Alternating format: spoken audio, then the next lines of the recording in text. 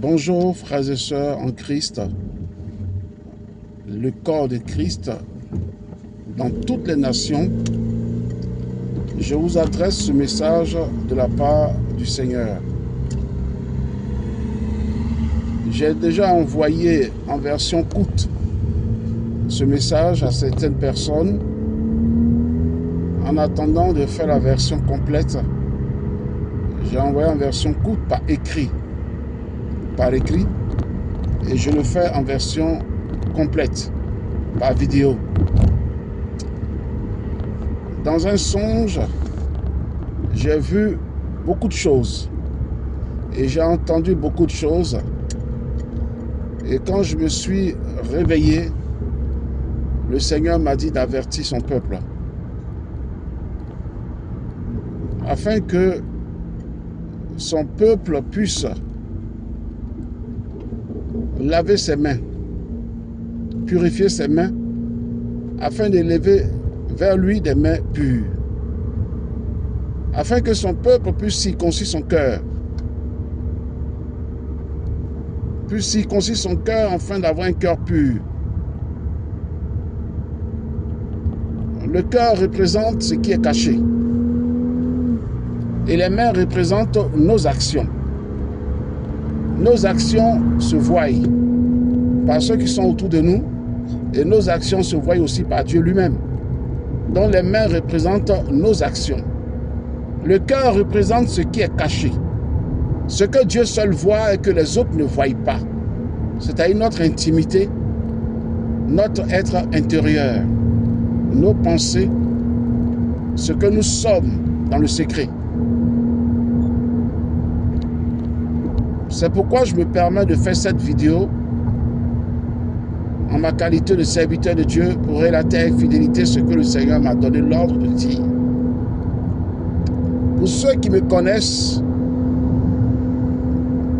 quand Dieu me donne un message, je l'ai toujours véhiculé avec fidélité. Parce que c'est ça, le rôle d'un messager. C'est de dire ce qui lui a été ordonné de dire. Et ceux qui ne me connaissent pas, je me présente. Je suis le prophète Georges Sori, vainqueur. En 2015, Dieu m'a donné l'ordre d'annoncer des attentats meurtriers qui devaient avoir lieu en France. C'est-à-dire, dans le mois d'octobre, dans le mois d'octobre 2015, j'ai annoncé ce qui devait arriver afin que le peuple de Dieu puisse se lever dans la prière, afin de prier pour ne pas que ce qui a été, ce que Dieu m'a montré arrive. Il n'y a qu'une poignée de chrétiens qui se sont levés, on a prié, on a jeûné, et les dégâts ont été limités. Parce que le 13 novembre 2015, les attentats ont eu vraiment lieu. En 2019, il m'a été donné également d'annoncer l'arrivée du Covid. Et ceux qui le savent peuvent en témoigner. Parce que j'ai envoyé ce message même à des hommes de Dieu, à des enfants de Dieu, pour que nous puissions nous lever dans le jeûne de la prière. Parce qu'à cette époque, Dieu m'avait dit que nous sommes des fermeurs du ciel. Et que ce virus-là venait du ciel. Et que Satan l'envoyait. Et il allait frapper des nations. De sorte que même des pays seront mis en quarantaine, des aéroports seront fermés. Et au début, les gens ne sauront pas comment traiter ce mal, etc., etc. Et la chose est arrivée. Je pourrais continuer de vous citer la liste. En 2017, Dieu m'a dit qu'il allait avoir un bouleversement politique en France. On dira du jamais vu. Et ce bouleversement politique a amené le président Macron à être président de la République, juste avec, comment dirais-je, à travers son mouvement qu'il a créé. À travers son mouvement qu'il a créé, et le bouleversement politique a vraiment eu lieu. Voilà, donc, quand Dieu me dit de dire quelque chose, je le dis. Voilà, donc c'est pour ça que je me permets de faire cette vidéo pour avertir le peuple de Dieu. À travers le songe que j'ai fait, je me suis réveillé, le Seigneur m'a dit d'avertir son peuple. Donc c'est pourquoi je fais cette vidéo, pour avertir les chrétiens. Et ce message s'adresse à tous les chrétiens, c'est-à-dire le corps de Christ, à travers toutes les nations. Donc ceux qui ont la possibilité de retransmettre ce message en mettant des écrits en anglais, pour que nos frères et sœurs anglophones puissent recevoir ce message. Ceux qui ont la possibilité de le traduire aussi en allemand, en écrivant en allemand pendant que je parle, ils mettent des textes écrits en allemand. Ceux qui ont la possibilité de le faire aussi en espagnol, en portugais, en italien, etc. pour que ce message puisse parvenir à un grand nombre d'enfants de Dieu sur toute la surface de la terre. Parce que c'est toutes les nations que Dieu invite à venir le servir et à venir l'adorer. Car il est écrit que ma maison sera appelée une maison de prière pour toutes les nations. Dieu a besoin de toutes les nations pour venir l'adorer et le servir. Parce que c'est lui le créateur de toutes les nations. Donc, voilà le message que le Seigneur m'a donné. Comprenez, mes frères et sœurs, qu'il est écrit dans 2 Pierre 1, verset 21, que c'est poussé par l'Esprit de Dieu que les hommes ont parlé.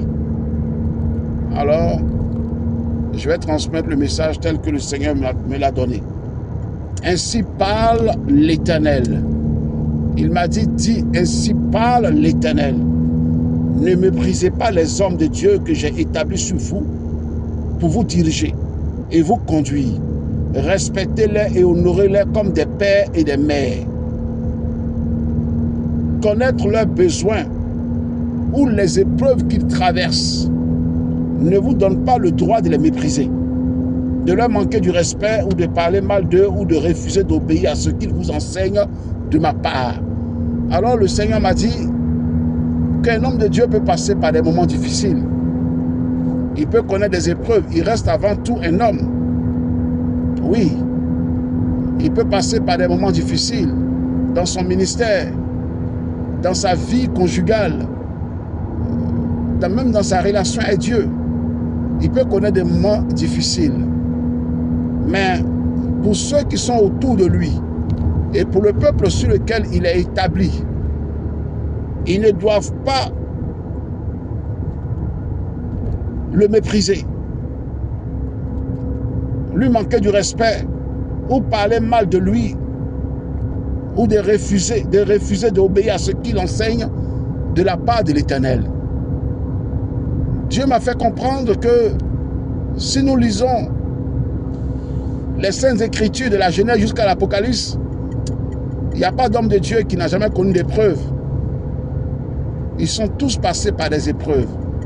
Alors quand votre pasteur passe par des épreuves, quand sa maison, c'est-à-dire son foyer, passe par des épreuves, vous devez être autour de lui pour le soutenir. Vous devez être dans le jeûne de la prière pour soutenir sa maison, c'est-à-dire son foyer, pour soutenir son ministère, pour soutenir vraiment, pour le soutenir. Cela ne doit pas être une occasion de répandre des rumeurs sur lui. Cela ne doit pas être une occasion de lui manquer du respect, de le mépriser ou de ne plus avoir d'estime pour lui comme vous l'aviez autrefois. Mais au contraire, respectez-le, honorez-le jusqu'au bout. Il me dit, ne faites pas comme les hommes et les femmes dans la Bible qui méprisaient les hommes de Dieu et les injurièrent. Et il m'a donné le livre de Jude 1, verset 8. Malgré cela, ces hommes aussi entraînés par leur rêverie, suivent par rarement leur chair, méprisent l'autorité et injurient les gloires. Un homme de Dieu, une servante de Dieu, ce sont des autorités. Et ce sont aussi des gloires. Ce sont aussi des gloires. Donc, il ne faut pas les mépriser. Il ne faut pas non plus les insulter. Il ne faut pas non plus parler mal d'eux. Oui, mais il faut les honorer, il faut les respecter et il faut les soutenir dans vos prières, dans vos moments de jeûne.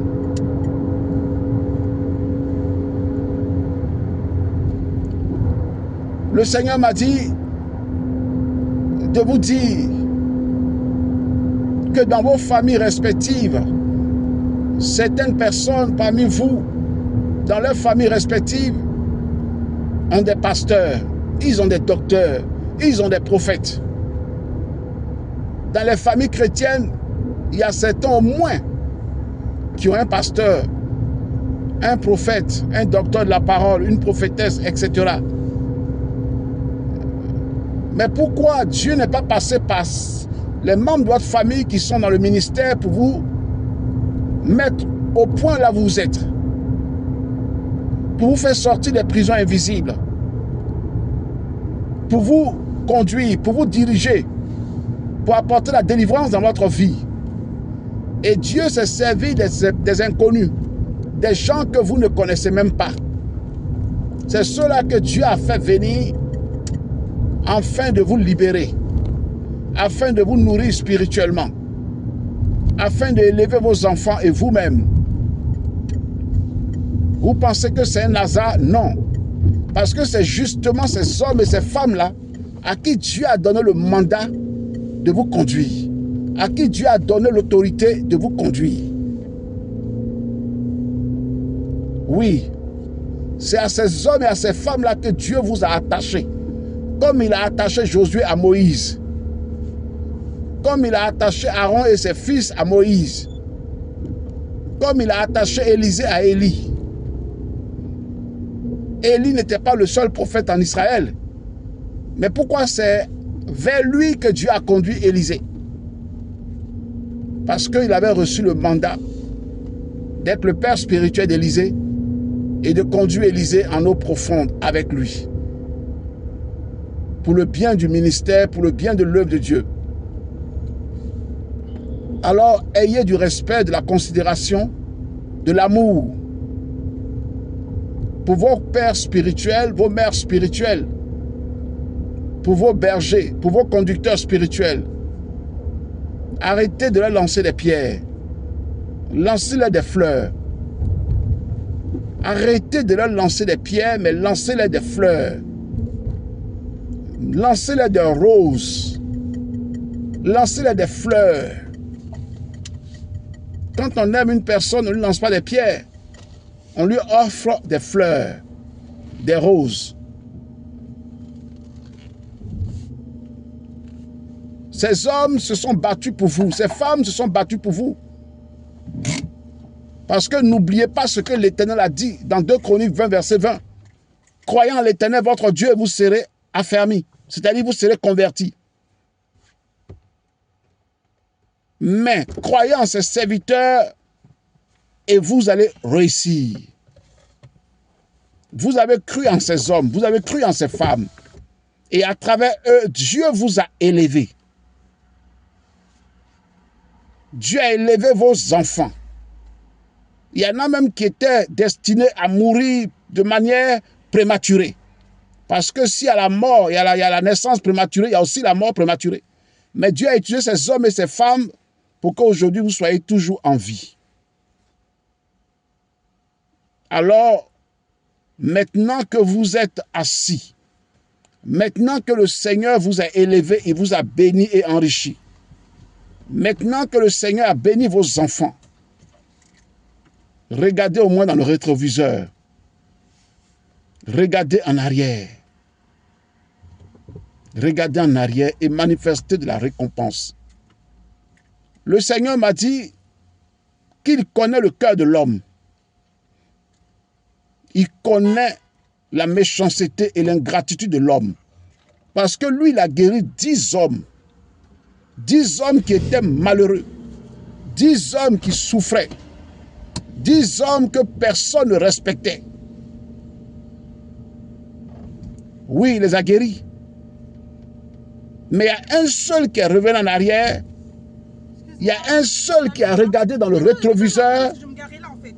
J'habite ici, je me garer. Il y a un seul qui arrête dans le rétroviseur et qui est revenu en arrière et qui a dit merci à Jésus. Mais Jésus ne s'est pas arrêté là. Il lui a dit, mon fils, va, car ta foi t'a sauvé. Les autres sont partis à la guérison, mais pas avec le salut. Mais lui, il est revenu en arrière. Non seulement il a conservé sa guérison, mais aussi il a obtenu le salut. Parce que dans le mot sauver, il y a le mot salut, le salut. De temps en temps, regardez dans le rétroviseur. Faites des dons à ces hommes de Dieu, à ces servants de Dieu. Encouragez-les à continuer de vous paître. Parce que c'est le ministère que Dieu leur a confié. Jésus leur a dit de vous paître. Parce que vous êtes ses brebis, vous êtes ses agneaux. De vous paître, c'est-à-dire de s'occuper de vous, de prendre soin de vous. De temps en temps, regardez en arrière et manifestez-leur de la reconnaissance. Parce qu'ils travaillent pour vous. Ils travaillent pour votre élévation. Ils travaillent pour votre bien-être spirituel, matériel et social. Ce sont eux que Dieu a mis devant vous pour vous conduire dans vos destinées, pour vous faire entrer dans vos destinées. Leurs prières ont des impacts dans votre vie. Leurs prières ont des impacts dans votre vie. Souvenez-vous de Anne. Il me dit de vous dire de vous souvenir de Anne dans 1 Samuel. Durant des années, Anne a prié pour que Dieu lui donne un enfant. Mais c'est le jour où elle a croisé le sacrificateur Élie. C'est le jour où Élie a prononcé une prière sur la vie de Anne. Après que Anne ait fait un vœu à Dieu, son vœu n'a pas suffi. Non, son vœu n'a pas suffi. Il fallait qu'un homme de Dieu, que Dieu a établi sur elle, qui s'appelle le sacrificateur Élie, il fallait qu'il vienne mettre le sceau, le cachet, qui est sa prière, pour que la prière de Anne soit exaucée. Élie a dit à Anne, va, et que le Dieu des cieux exauce ta prière. Voilà comment Anne est partie. Et elle est tombée enceinte. Elle a mis au monde un fils. Elle a donné un nom à cet enfant, Samuel. Et elle a honoré son vœu en venant à la maison de l'Éternel pour offrir l'enfant, afin qu'il serve dans la maison de l'Éternel aux côtés du sacrificateur Élie. Mais Élie ne s'est pas arrêté là. Quand il a vu l'enfant, la joie de Dieu est montée dans son cœur. Et il a béni Anne et son mari Elkana. Il leur a dit, l'enfant que vous avez prêté à l'Éternel, que le Seigneur vous le rembourse. Et il est écrit dans le livre de Samuel que Anne et son mari Elkana, après avoir été bénis par le sacrificateur Élie, sont rentrés chez eux et Dieu leur a donné encore 5 autres enfants. 5 autres enfants. Parce que 2 Chroniques 20, verset 20 dit, croyant en l'Éternel, vous serez, vous croyez en l'Éternel, votre Dieu, et vous serez affermis, mais croyez en ses serviteurs et vous réussirez. Anne et Elkana ont réussi à avoir 6 enfants, parce qu'ils ont cru à Élie. Ils ont fait confiance à Élie. Ils ont reconnu Élie comme étant le berger que Dieu a établi sur eux. Ils ont reconnu le ministère d'Élie. Ils ont respecté Élie et le ministère d'Élie. Pourtant, Élie traversait des moments difficiles. Dans son ministère, ses enfants Orphée et Phiné étaient le déshonneur de sa maison. Mais ils n'ont pas regardé à tout ça. Ils n'ont pas regardé au fait que Élie traversait des épreuves. Ils n'ont pas méprisé Élie. Ils n'ont pas dit, oh Élie, lui là, il est sacrificateur ici. Mais il y a ses enfants, Orphée et Phiné, ils font n'importe quoi. S'il doit libérer les enfants des autres, il n'a qu'à d'abord libérer ses enfants. Non. Anne et Elkana n'ont pas pensé de ça d'Élie. Ils n'ont pas dit ça d'Élie. Ils ont gardé dans leur esprit que Élie était un homme de Dieu et qu'il fallait qu'il l'honore en tant qu'un père. En tant qu'un père. Et ils l'ont fait. Souvenez-vous de Moïse, dans Nombre 12, quand Marie et Aaron se sont rebellés contre lui. Dieu a frappé Marie de la lèvre blanche. Et c'est Moïse qui a encore intercédé auprès de Dieu pour qu'il la guérisse. Qu'est-ce que Dieu a répondu à Moïse? Il dit, mais cette femme-là, si c'était son père à qui elle avait parlé comme ça, son père lui aurait craché dessus, c'est-à-dire il l'aurait maudit. Vous voyez? Il aurait maudit. Ce que Aaron et Marie n'ont pas compris, ils ont pris Moïse sur le plan charnel, considérant toujours Moïse comme leur petit frère, c'est vrai. Sur le plan humain, Moïse était leur petit frère, c'est normal. Mais sur le plan spirituel, Moïse était leur papa. Parce que c'est Moïse qui a consacré Aaron comme souverain sacrificateur. C'est lui qui a consacré ses fils comme souverain, comme sacrificateur. Vous voyez? Sur le plan charnel, Moïse était le petit frère de Marie et Aaron. Mais sur le plan spirituel, Moïse était leur papa. Parce que celui qui te consacre au ministère a un droit de père sur toi. Oui. Parce qu'il y a la naissance physique et il y a la naissance spirituelle. C'est pourquoi ton pasteur peut être jeune. Il peut même avoir l'âge de tes enfants. Mais tu l'honores en l'appelant papa.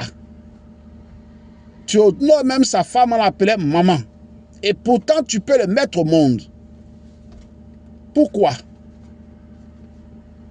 Parce que c'est un honneur que tu leur donnes d'être tes parents spirituels. D'être tes parents spirituels. Paul a dit, vous avez beaucoup d'enseignants.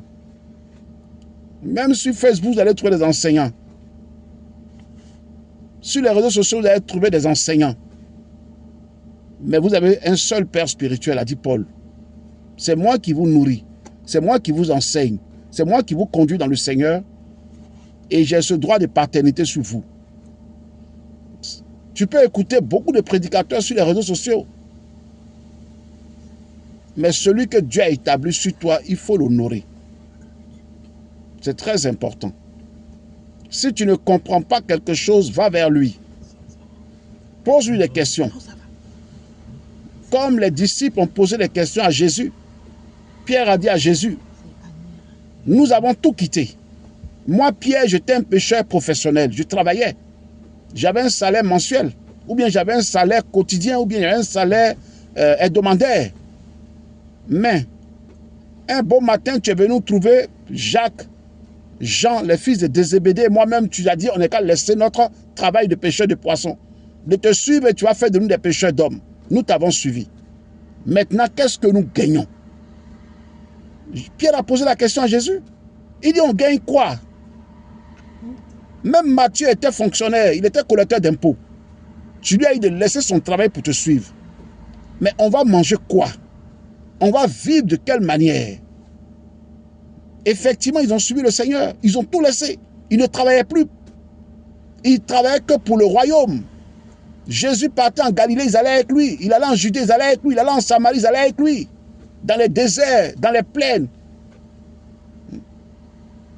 Ils traversaient tous les lieux où ils allaient avec lui. Ils ont connu la faim, la soif, la fatigue. Jésus leur a dit, il n'y a pas quelqu'un qui ait quitté son père, sa mère, son travail, sa nation, sa terre, et qui ne retrouve pas au centuple ce qu'il a quitté. Parce que Dieu n'est pas ingrat comme l'homme. Tu ne peux pas tout avoir abandonné pour le Seigneur, et puis le Seigneur va t'abandonner. Jamais. Jamais. Alors, c'est le message que j'ai reçu. Je suis en train de poursuivre. Il faudrait que vous honorez vos bergers. Parce que dans le songe, j'ai vu des hommes de Dieu en train de pleurer. J'ai vu des servants de Dieu en train de pleurer. J'ai vu des hommes de Dieu en train de regretter. Et ils se plaignaient, ils disaient à Dieu, c'est ce que je vous disais, je ne voulais pas te servir. Je voulais rester qu'un simple responsable ou une simple brebis dans l'église. Tu m'as dit, je dois te servir. Tu m'as établi. Maintenant, regarde comment je suis traité. À ces hommes et ces femmes, j'ai tout donné. Mais aujourd'hui, voilà comment ils sont en train de me traiter. J'ai vu des hommes de Dieu en train de pleurer. J'ai vu des servants de Dieu en train de pleurer. Et le Seigneur me dit, tu vois ces hommes et ces femmes, tu sais pourquoi ils sont en train de pleurer? Je dis non. Il dit, ce sont tes collègues. Voici la souffrance de tel. Et j'ai vu un d'entre eux qui a été expulsé de sa maison. Parce qu'il n'arrivait plus à payer son loyer pendant 6 mois. Et quand il demande de l'aide à l'église, l'église lui dit, va travailler. Va travailler. Il dit, mais il y a des hommes de Dieu qui sont appelés à travailler, il y a des hommes de Dieu qui ne sont pas appelés à travailler. Il y a une autre, c'est une servante de Dieu. Elle était en train de pleurer, elle me dit, tu sais pourquoi elle pleure? Je dis non. Il dit, tu vois, il y a un couple qui est venu la voir. Elle a prié pour ce couple et ils ont fait un vœu. Quand les portes se sont ouvertes et que moi, l'Éternel, je les ai bénis, j'ai fait d'eux de grands chefs d'entreprise. Au moment où ils devaient honorer leur vœu, ils ont quitté l'église, ils sont partis. Et après qu'ils soient partis, ils ont commencé à la traîner dans la boue. Parce que maintenant, ils marchent avec des grands hommes de Dieu d'après eux. Et qu'elle a une petite église.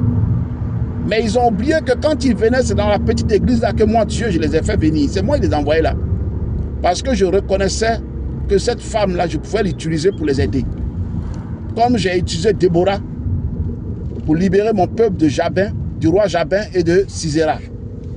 Quand elle a marché devant mon peuple. Donc, je les ai emmenés là pour qu'ils élèvent le ministère. Ils élèvent le ministère de cette servante de Dieu qui a commencé dans la souffrance. Ses pères spirituels l'ont consacrée parce qu'ils avaient confiance en elle. Moi aussi, j'avais confiance en elle. Elle venait de très loin. Et j'ai commencé à marcher avec elle. Et son cœur saigne. Ils ne sont pas les premiers. Avant eux, il y a d'autres personnes. Et elle est fatiguée. Elle est fatiguée. Prie pour elle. Et j'ai imposé les mains à cette femme et je priais pour elle dans le rêve. Et je lui ai dit, où est ton mari? Elle m'a dit, papa, mon mari est là. Et je les ai pris par la main, j'ai prié pour eux. L'onction est descendue sur son mari, il a commencé à prophétiser en parlant langue. Et il est entré dans le ministère avec elle. Et j'ai entendu une voix qui a dit, les voies de Dieu sont insondables. Les voies des hommes n'est pas les voies de Dieu. Les voies de Dieu sont insondables. Quand j'ai envoyé Pierre chez Corneille pour lui parler de moi, Jésus, quand Corneille et toute sa maison ont accepté de me recevoir dans leur vie, je les ai baptisés du Saint-Esprit. Je les ai remplis du Saint-Esprit. Des nouveaux convertis. Des hommes et des femmes qui ne sont même pas encore passés sous les eaux du baptême. Et ce jour-là, les Juifs étaient étonnés. Les chrétiens étaient étonnés. Oui, j'ai appelé la femme avant l'homme. Mais je sais que l'homme allait suivre. Parce qu'ils sont une seule chair. Et j'ai pris ce couple dans mes bras. Je les ai bénis. Après avoir versé l'huile sur la tête de l'homme et de l'avoir consacré au ministère.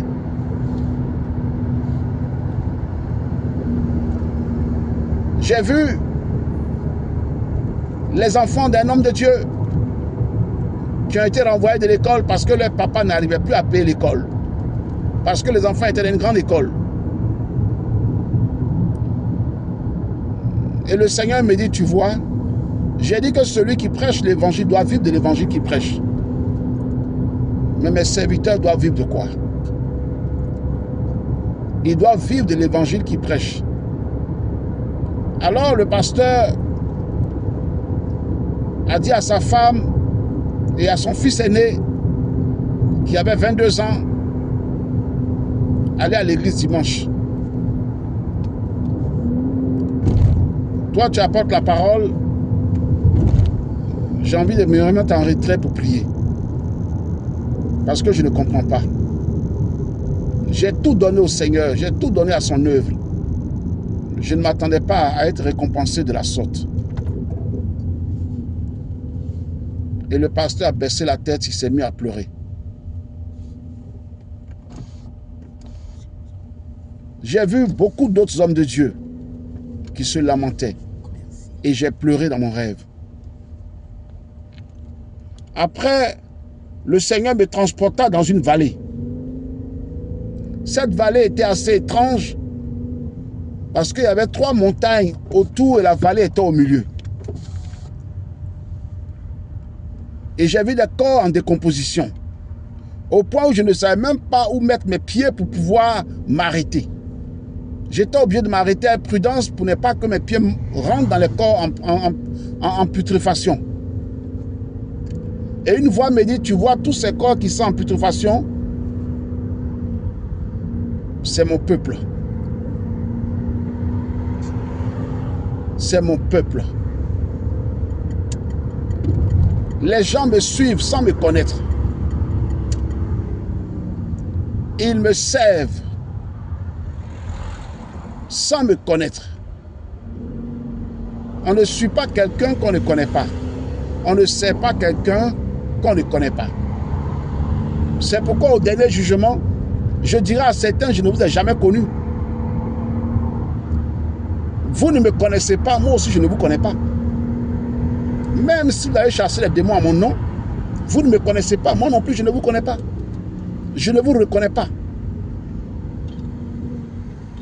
Alors j'ai été saisi d'effroi. Parce que je me disais, mais attends, c'est pas possible. Tout cela, il n'y a même pas un même qui est vivant. Il dit, oh si. Ne crois pas que tous sont pareils, non. Regarde sur ta droite. Et je regardais sur ma droite, je vis des enfants. Mais quand j'ai eu des enfants, ils n'avaient pas plus de 10 ans. Quand je les vois, ils n'avaient pas plus de 10 ans. Mais ils n'étaient pas nombreux. Mais ce qui m'a touché, c'est qu'ils étaient vêtus de blanc. De la tête jusqu'aux pieds, des pieds jusqu'à la tête. Et la blancheur était éclatante. Au point où j'étais obligé de baisser mes regards. Parce que j'ai l'impression que j'allais avoir mal aux yeux. Il m'a dit non, lève tes regards. Regarde-les bien. Il ne faut pas avoir peur. J'ai dit mais ce sont des enfants. Il dit oui. J'ai dit si vous n'êtes pas comme un petit enfant, vous ne pouvez pas entrer dans mon royaume. Ce sont des chrétiens qui sont là. Ce sont des enfants de Dieu qui sont là. Ne regarde pas leur forme physique. Certains ont 50 ans. D'autres ont 90 ans. D'autres ont 20 ans. D'autres ont 18 ans. Mais ils ont tous la même taille. Et tous la même forme physique. Je te les montre sous l'apparence de petits enfants.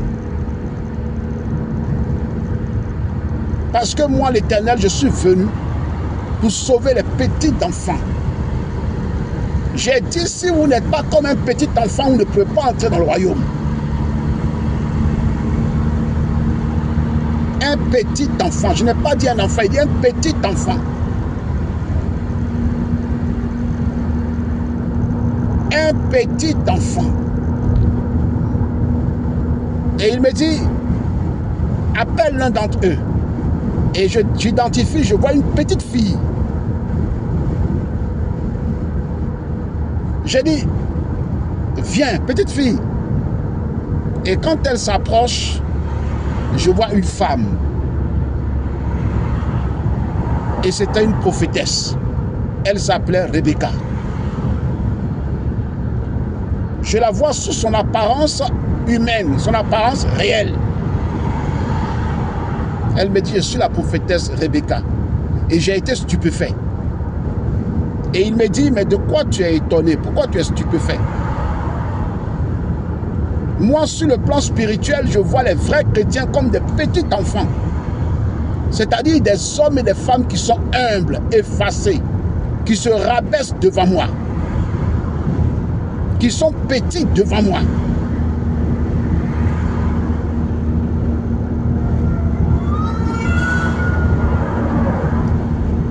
Et il m'a dit, regarde, il donnait des ordres. Déplacez-moi cet objet, il est déplacé. Ils le faisaient ensemble. Ils étaient en symbiose. Quand il leur disait, déplacez-moi cet objet-là, ils le déplaçaient ensemble, de manière instantanée. Ils faisaient les mêmes gestes, ensemble. Il n'y en a pas un qui traînait les pattes, non. Ils prenaient l'objet ensemble et ils le déplaçaient ensemble. Il y avait une symbiose. Ils étaient comme une seule personne.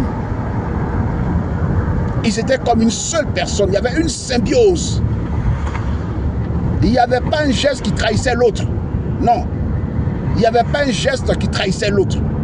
Leur geste était uniforme. Tout était en symbiose. J'ai dit, mais ce n'est pas possible. Il dit, oui. Ce qui est impossible aux hommes est possible à Dieu. Souviens-toi de ce que j'ai répondu aux hommes. Quand j'ai dit que celui qui veut être sauvé, qu'il se laisse investir par ma parole, qu'il mette en pratique ma parole. Quand j'ai dit à cet homme riche, va, vends tous tes biens, distribue-en l'argent aux pauvres, viens et suis-moi. Parce qu'il sera difficile à un riche d'entrer dans le royaume de Dieu qu'à un chameau de passer par le trou d'une aiguille. Quelle a été la question des Juifs? Quelle a été la question de ceux qui étaient avec moi, qui m'ont écouté ce jour-là? Mais dans ce cas, qui peut être sauvé? C'est impossible. Je leur ai dit que ce qui est impossible aux hommes est possible à Dieu. Va et dis à l'église. Je ne te dis pas de le dire à l'église sur laquelle je t'ai établi. Non. Quand j'ai parlé dans Apocalypse à travers mon serviteur Jean, je me suis adressé aux 7 églises d'Asie. Ce message est à toutes les églises. Ce message est à tout le corps de Christ. Dis-leur d'être des petits enfants. Je ne veux pas qu'ils soient des enfants. Parce que les enfants sont rebelles. Les enfants n'écoutent pas leurs parents. Mais les petits enfants ne sont pas rebelles. Les petits enfants sont obéissants. Les petits enfants sont dociles. Si tu fais asseoir un petit enfant ici, tu dis, assieds-toi ici, je m'en vais, j'arrive. Tu vas, tu reviens, tu vas trouver le petit enfant, il est assis. Il t'attend. Mais si tu dis à un enfant, assieds-toi ici, j'arrive. Avant même que tu ne partes, il s'est déjà levé.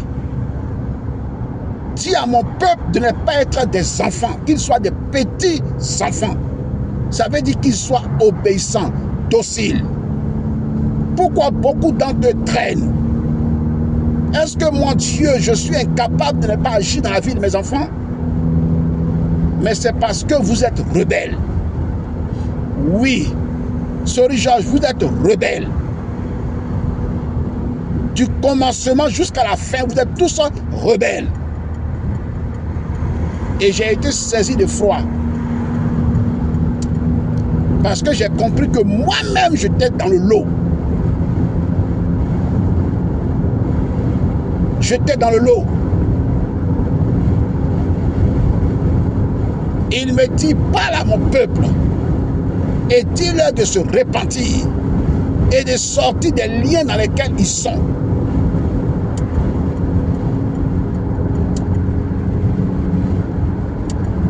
Quand vous dites que vous avez pardonné, ne rappelez plus le passé.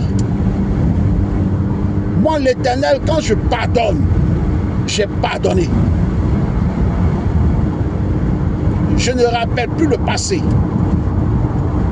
Je ne retourne plus dans le passé pour dire, voilà ce que tu m'as fait hier. Le pardon efface tout ce que la personne t'a fait.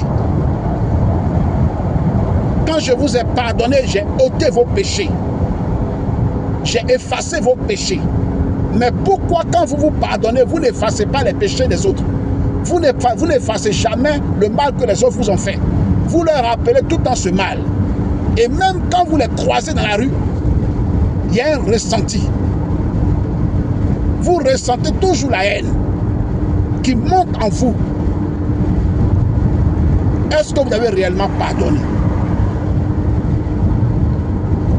J'ai dit de pardonner à vos ennemis, de faire du bien à ceux qui vous ont fait du mal. Ce n'est pas pour eux que je vous le dis, mais c'est pour vous-même. Parce que celui qui ne pardonne pas n'a pas connu Dieu. Celui qui ne pardonne pas, il n'adore pas Dieu de son cœur, mais il adore Dieu sur le bout des lèvres. Si vous ne pardonnez pas, comment vous voulez que moi je vous pardonne? Si vous n'avez pas une relation entre vous, comment vous pouvez avoir une relation avec moi? Sachez que celui que vous haïssez, il a été créé à mon image et selon ma ressemblance. Celui que vous détestez, celui dont quand vous entendez le nom, ça suscite en vous une certaine haine. Cette personne-là, c'est moi qui l'ai créé. Je l'ai créé à mon image et selon ma ressemblance. Comment vous refusez de pardonner à mon image? Comment vous refusez de pardonner à ma ressemblance? Et vous m'adressez vos prières. Jugez-en vous-même. Est-ce que c'est normal que je vous réponde? Il y a trop de rancœur dans vos cœurs. Il y a trop de rancœur. Quand vous pardonnez à quelqu'un, effacez la doise. La doise de toutes les accusations que vous avez contre cette personne. Et même quand vous priez, priez pour elle. Bénissez-la. Priez pour sa conversion. Priez pour que cette personne me rencontre. Priez pour elle. Priez pour que cette personne-là, elle me rencontre. Souvenez-vous d'Étienne. Vous n'avez pas assisté à l'histoire d'Étienne. Vous n'avez pas assisté à l'exécution d'Étienne. Étienne a été exécuté. Si vous ne savez pas qui est Étienne, c'est un diacre. Il a été exécuté. Étienne a été l'un des premiers martyrs à avoir donné sa vie pour moi, Jésus. Mais pendant qu'on lapidait Étienne, Étienne ne maudissait pas ceux qui le lapidaient. Mais il priait pour leur conversion. Il les bénissait.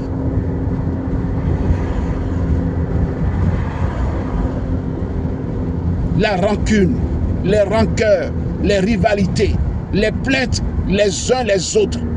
Vous vous plaignez des uns des autres. Vous ne savez pas que quand vous vous plaignez d'un frère, d'une soeur, vous le traduisez en justice? Parce que c'est en justice qu'on dépose plainte.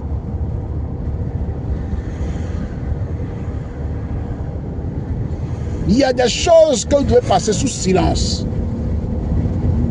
Ce n'est pas tout que vous devez considérer. Quelqu'un vous a parlé mal, réjouissez-vous et bénissez-le. N'en faites pas cas. Souvenez-vous que moi-même, on m'a traité de Belzébul. Moi-même, on m'a craché dessus. Moi-même, on m'a tiré la barbe. On m'a flagellé. Vous savez combien de fois on m'a tendu des embuscades? Combien de fois on a failli me ôter la vie?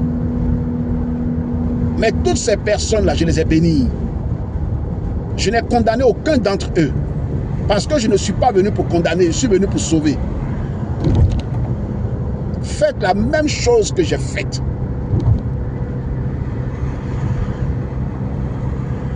Tous ceux à qui vous avez fait du tort, que ce soit des hommes de Dieu, des servants de Dieu, des frères et des sœurs en Christ, même au sein de vos familles, au travail, dans votre entourage, tous ceux à qui vous avez fait du tort, que vous reconnaissez en âme et conscience que vous avez fait du tort. Recherchez la paix avec eux. Repartez vers eux. Présentez-leur vos excuses. Présentez-leur vos excuses de manière sincère, avec humilité. Parce que si vous ne réglez pas ce problème sur la terre ici, ce n'est pas au ciel que vous allez le régler. Non. Ce n'est pas au ciel que vous allez le régler. Il y a des gens que vous allez garder attachés dans vos cœurs et vous allez mourir. À votre avis, votre âme ira où? Alors que moi, l'Éternel, j'ai dit qu'il y a deux actions que vous devez poser. Si vous voulez me voir agir dans vos vies, si vous voulez que je marche avec vous, recherchez la paix avec tous et la sanctification sans laquelle nul ne me verra. Alors si vous voulez me voir, recherchez la paix avec tous. Tous ceux à qui vous avez fait du mal, allez vers eux. Présentez-leur vos excuses. Si quelqu'un vous a fait du bien et que vous avez été ingrat ou ingrate, repartez vers cette personne. Humiliez-vous et présentez-lui vos excuses. Et faites la paix avec cette personne pour que votre âme soit libérée, afin que quand vous comparaîtrez devant moi, devant mon trône, que je ne vous rejette pas. Parce que ces problèmes-là, il faut que vous les réglez ici-bas avant d'arriver au ciel. Parce que ce que vous êtes ici-bas vous accompagnera au ciel. Et c'est ce qui va vous juger. C'est ce qui va vous condamner. C'est ce qui va vous accuser.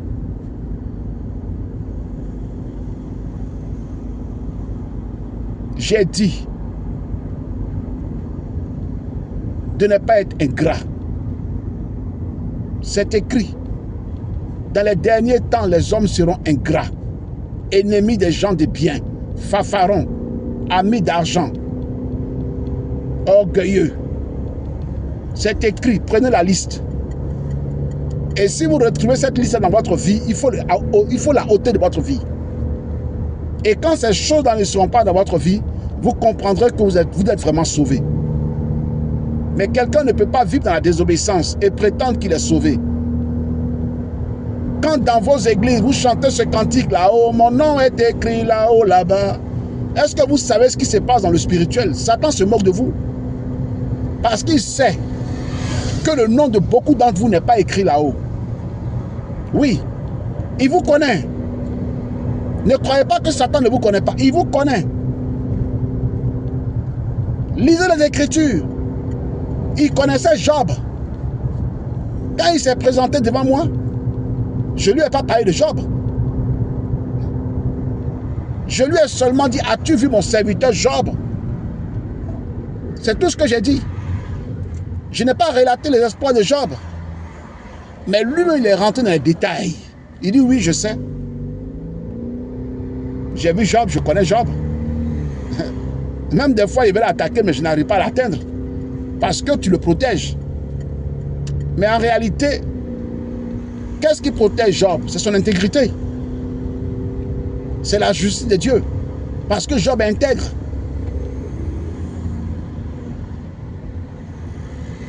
Allez-y. Humiliez-vous. Tous ceux que vous avez blessés, qu'ils soient des chrétiens, qu'ils ne soient pas des chrétiens, rabaissez-vous. Humiliez-vous. Allez vers eux. Il m'a dit, tu as vu,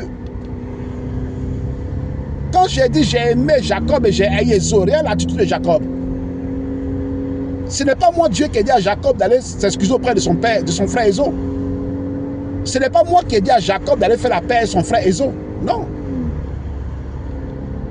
Jacob savait que malgré toutes les richesses que je lui ai données, s'il n'avait pas fait la paix avec son frère Ésaü et qu'il mourait, il ne peut pas être auprès de moi.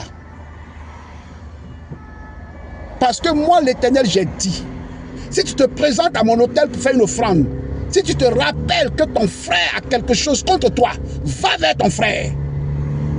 Fais la paix avec lui avant de mettre ton offrande là.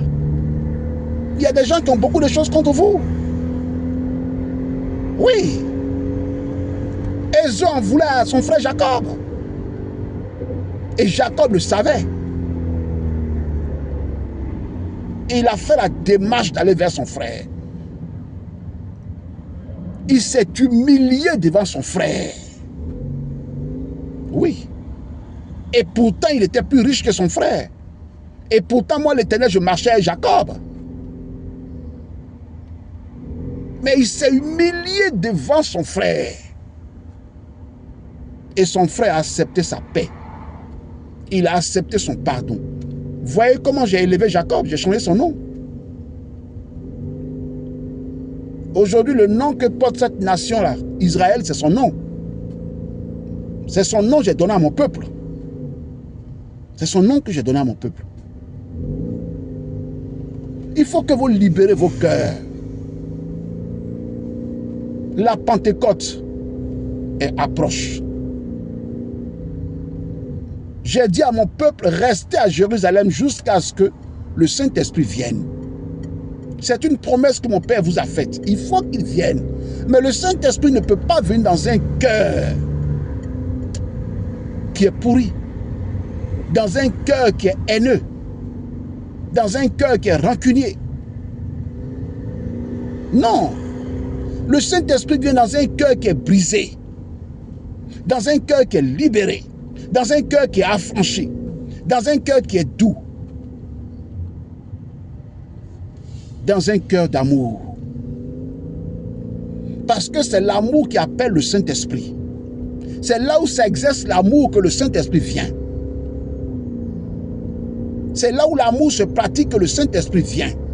Parce que le Saint-Esprit n'aime pas la haine de son prochain. Le Saint-Esprit n'aime pas les querelles. Le Saint-Esprit n'aime pas les disputes. Le Saint-Esprit n'aime pas les rivalités, les compétitions. Le Saint-Esprit n'aime pas la rancune. Là où il y a les disputes, le Saint-Esprit s'en va. Comme dans votre jargon, le Saint-Esprit n'aime pas les palabres. Il aime là où il y a l'amour. Là où il y a l'unité des enfants de Dieu, c'est là où le Saint-Esprit vient. Et il consolide cette unité-là. Vous le lisez plusieurs fois dans vos églises. Vous le lisez plusieurs fois dans vos assemblées. Acte 2, versets 41 à 47. Le peuple était uni. Ils rompaient le pain ensemble dans les maisons. Ils prenaient leur repas, pas de n'importe quelle manière, mais avec action de grâce, c'est-à-dire avec action de reconnaissance à l'Éternel. Ils étaient assidus ensemble. Ils étaient assidus au temple. Ils avaient tout en commun. Nul ne disait que son bien lui appartenait, mais ils partageaient tous le bien ensemble. C'est là que le Saint-Esprit vient. Parce qu'il voit l'amour. C'est l'amour qui l'attire, c'est l'amour qui l'appelle. Là où on pratique l'amour, l'amour sincère. Je n'ai pas dit l'amour hypocrite. L'amour sincère. Je n'ai pas dit l'amour du péché. Je n'ai pas dit l'amour entre un homme et une femme. Je n'ai pas dit l'amour sexuel. Je dis l'amour agapé. L'amour qui descend du trône de Dieu. Cet amour qui a poussé Dieu à nous offrir Christ à la croix. Car il est écrit dans Jean 3,16 que Dieu nous a tant aimé qu'il nous a donné Christ. C'est de cet amour-là dont je vous parle, frères et sœurs, de la part du Seigneur. À partir de ce message-là, faites la démarche.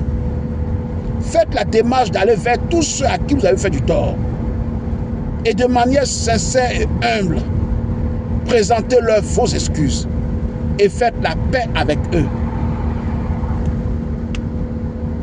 S'ils ont rejeté votre paix, le Seigneur dit que la chose la plus importante, c'est la démarche.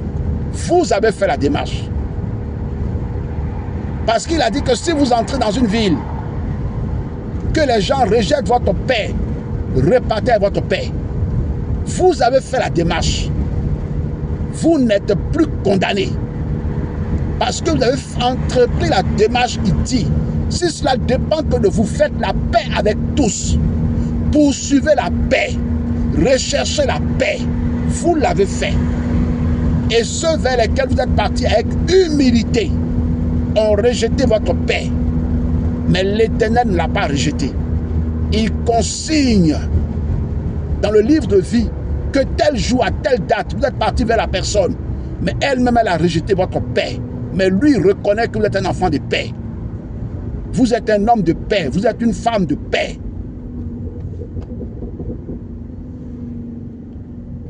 Il me dit, ainsi l'esprit de la rébellion continue encore d'agir de nos jours dans ma maison, comme au temps jadis, dit l'Éternel. Mais vous, n'agissez pas comme ces hommes et ces femmes, sinon vous en tirerez toutes les conséquences, dit l'Éternel, parce que ma parole a été donnée pour être honorée et non pour être déshonorée. Frères et sœurs, le Seigneur me dit que c'est sa parole qu'on doit honorer. Et il nous l'a donné, non pas pour être déshonoré, mais pour être honoré, pour être respecté. Moïse a été fidèle dans toute sa maison. David a été fidèle dans toute sa maison. Même s'ils ont connu des épreuves, ils ont été fidèles. David a été un bon roi. David a exercé le ministère prophétique. David a dirigé le peuple de Dieu avec excellence. Et il a mené des guerres pour l'Éternel. Il les a toutes gagnées. Mais la seule guerre qu'il n'a pas gagnée, c'est la guerre de sa famille. Le seul terrain sur lequel Satan ne pouvait... Le seul terrain sur lequel Satan a pu battre David, mais je dirais à moitié, c'est le terrain de sa famille. Lisez l'histoire de David, regardez ses enfants.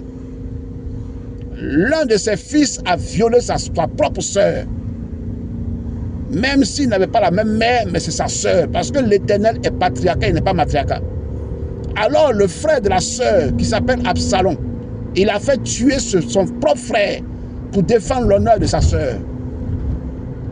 Cet Absalom a renversé David du trône. David, les enfants de David, entre eux, ils ne s'entendaient pas. Ils ne s'entendaient pas. Et tout le peuple d'Israël était au courant qu'il y avait un problème dans la maison de David.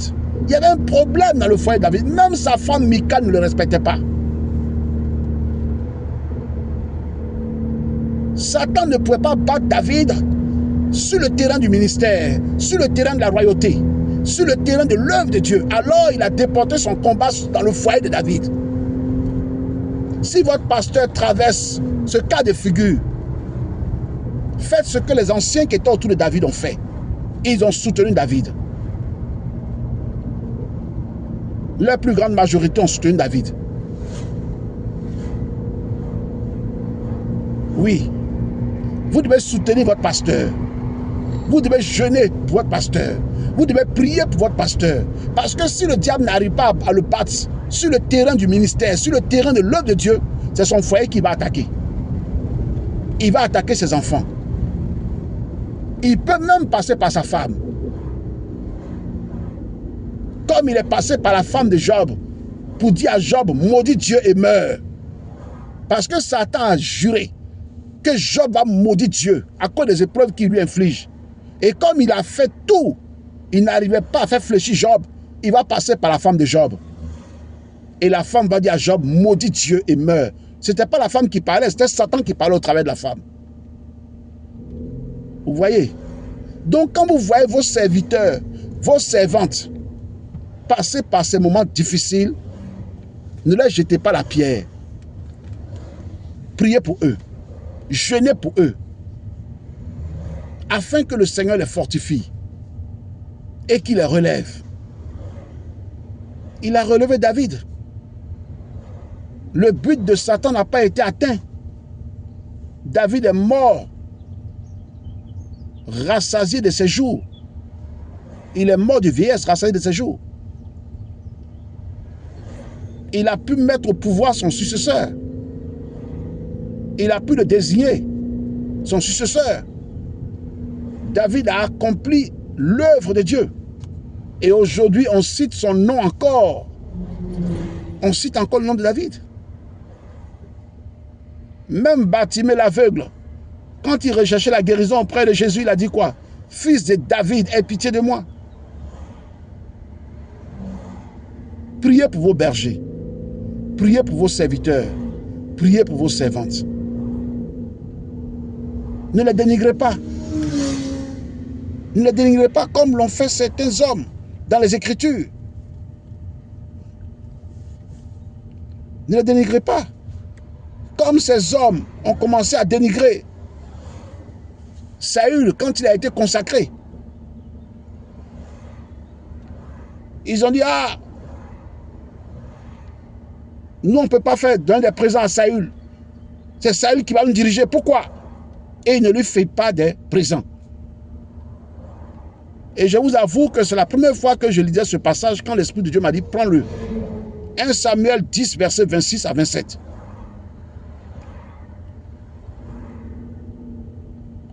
Ils ont refusé, certains parmi les enfants d'Israël ont refusé de soutenir Saül, de lui apporter des présents, mais au contraire, ils se sont mis à le dénigrer. L'église de Jésus est infiltrée. Il y a des vrais adorateurs de Dieu. Il y a des vraies adoratrices de Dieu dans les églises, dans les assemblées, dans le corps de Christ. Mais il y a beaucoup de faux adorateurs, beaucoup de fausses adoratrices. Et ce sont ceux-là qui poussent les enfants de Dieu à la rébellion. Ce sont ceux-là qui les poussent à la désobéissance. Et ils sont parmi nous, mais ils ne sont pas de nous. Et ils sont au milieu de nous, mais ils ne sont pas avec nous.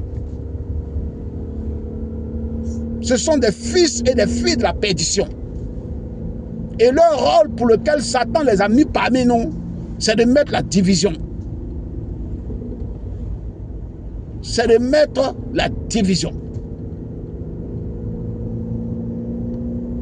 Ils vont aller voir un frère pour dire non, c'est vrai que le pasteur a dit ça, mais moi je ne suis pas d'accord. Qu'est-ce que toi-même tu en penses? Et c'est exactement ce que 3 hommes ont fait. Ils étaient 3 au départ. Abiram, Dathan et Corée. Et ils ont pu convaincre 250 hommes qui sont ralliés à eux pour aller contre Moïse et Aaron, pour contredire tout ce que Moïse disait et il faisait de la part de l'Éternel. Ils ont organisé une rébellion contre Moïse. Regardez leur fin.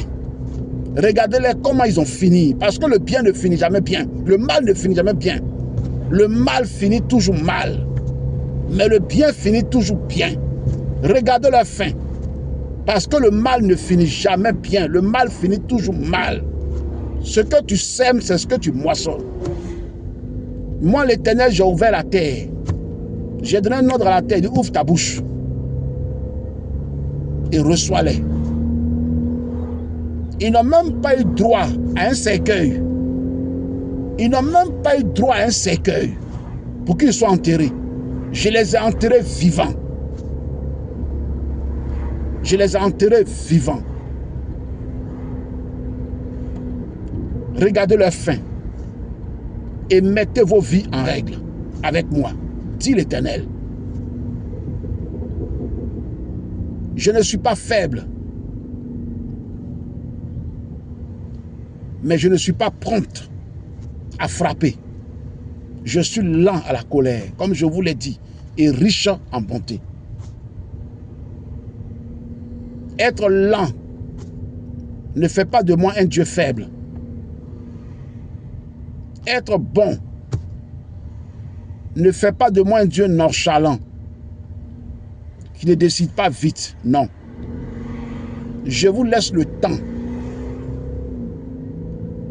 Parce que le temps est une évolution d'événements. Je vous laisse le temps parce que le temps est une évolution d'événements. Je me dis avec le temps, vous allez évoluer. Des événements nouveaux vont se produire dans votre vie. Vous allez passer de la méchanceté à la bonté.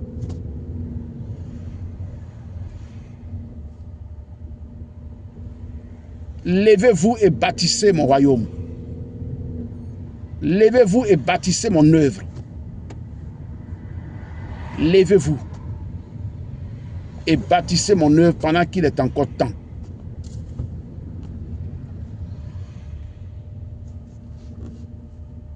Il m'a dit, écoutez mes oins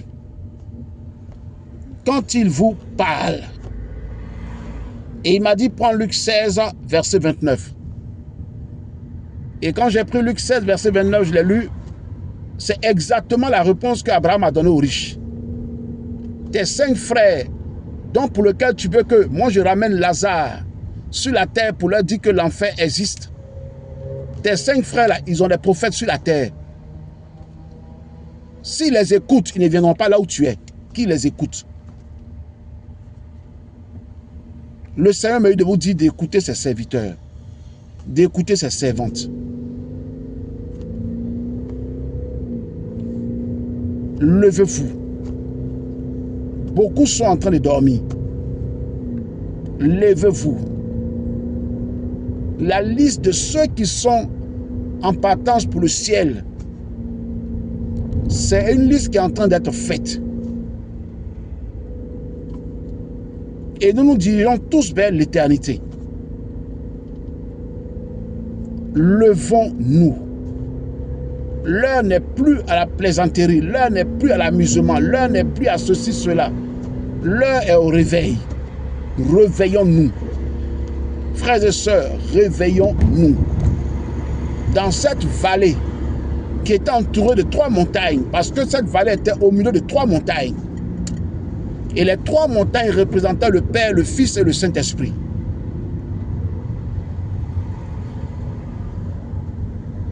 Il m'a dit, dis-leur que s'ils se réveillent, le souffle viendra des 3 montagnes. Le souffle de Dieu viendra des 3 montagnes. Et il va se répandre sur eux comme une nuée. Et ils vont revivre. Mais à une condition qu'ils se réveillent. J'ai dit au prophète Esaïe de vous dire, réveillez-vous. Je vais vous éclairer. Celui qui est réveillé n'est pas couché. Il se tient debout. Réveillez-vous. Mettez de côté vos rancœurs. Cultivez l'amour. L'amour sincère et vrai. Allez vers ceux qui vous ont fait du mal et pardonnez-leur. Pardonnez-leur. Allez vers ceux à qui vous avez fait du mal et présentez-leur vos excuses. Restituez à ceux à qui vous avez pris. Si tu as pris de l'argent à quelqu'un et que la personne a couru après toi durant des années que tu ne lui as pas donné, si tu sais où il se trouve, va le voir et dis-lui que je vais te rembourser ton argent. Si vous n'avez pas le moyen de le faire, priez pour que moi, Dieu, je touche son cœur afin que cette personne-là puisse abandonner ses dettes. Je peux le faire.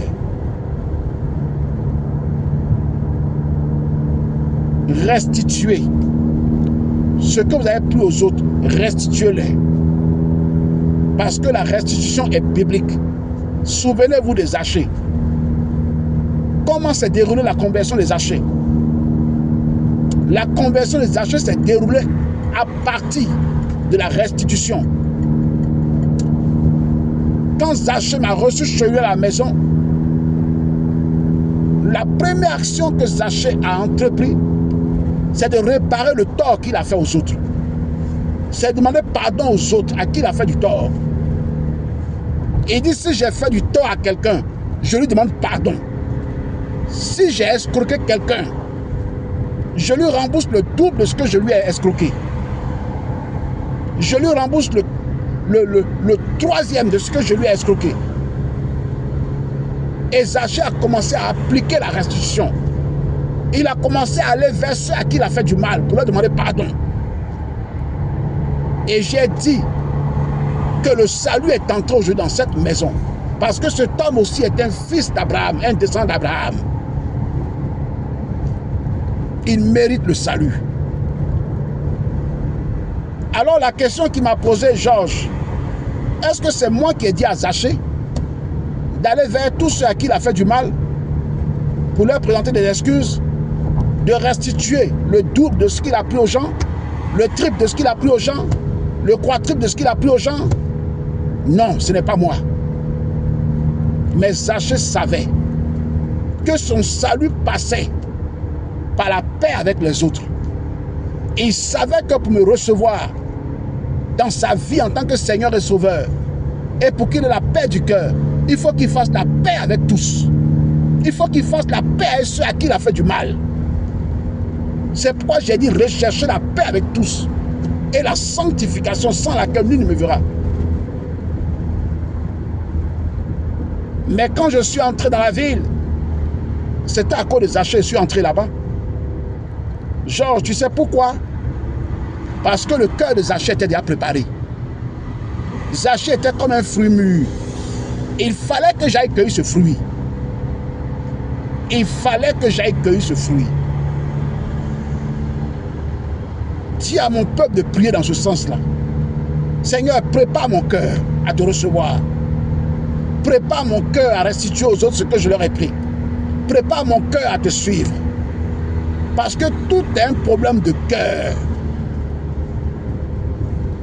Tout est un problème de cœur. C'est pourquoi moi, Dieu, j'ai dit que de veiller sur vos cœurs. Parce que le cœur est tortueux par-dessus tout. C'est du cœur que viennent les sources de la vie ou les sources de la mort. On peut aimer une personne sur le bout de ses lèvres et puis la haïr dans son cœur. Revenez à moi et je reviendrai à vous. Revenez à moi comme Zachée est revenu à moi. Et moi, l'Éternel, je reviendrai à vous. Je vous élèverai selon ma parole et je vous établirai. Parce que celui qui a été élevé mais qui n'a pas été établi, il va tomber. Il va chuter. Beaucoup ont été élevés mais n'ont pas été établis. C'est pourquoi ils vont rater le ciel. Mais celui que moi, l'Éternel, j'élève, je l'établis. J'ai élevé David et je l'ai établi. De toute sa vie, personne n'a pu vaincre David. Personne. Même ses propres enfants ont essayé. Il n'y a pas quelqu'un qui a vaincu David. Goliath n'a pas pu le vaincre. Les Philistins n'ont pas pu le vaincre. Parce que j'ai élevé David et je l'ai établi. J'étais la force de David. J'étais le support de David. David était bâti sur moi, le roc. Celui que j'ai établi, il est bâti sur moi, le roc. Et personne ne peut le faire tomber. Beaucoup ont été élevés, mais ils n'ont pas été établis. C'est pourquoi il y a des églises qui ferment. Parce que le berger qui a été établi n'a pas été soutenu. Il a été élevé, mais n'a pas été établi. Attends ton heure. Ne sois pas pressé. Attends ton heure. Jérémie a entendu son heure. Élisée a entendu son heure auprès d'Élie. Josué a entendu son heure auprès de Moïse. Et quand le moment est arrivé, j'ai dit, consacre-moi Josué. Toi, c'est fini. Tu vas aller te reposer pour l'éternité. C'est Josué qui a fait entrer mon peuple à Canaan. J'ai élevé Josué et je l'ai établi.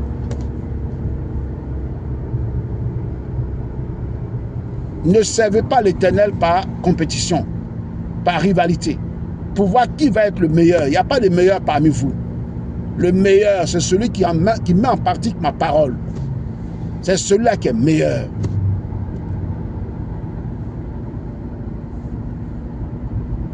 Alors, frères et sœurs en Christ, voici la fin du discours.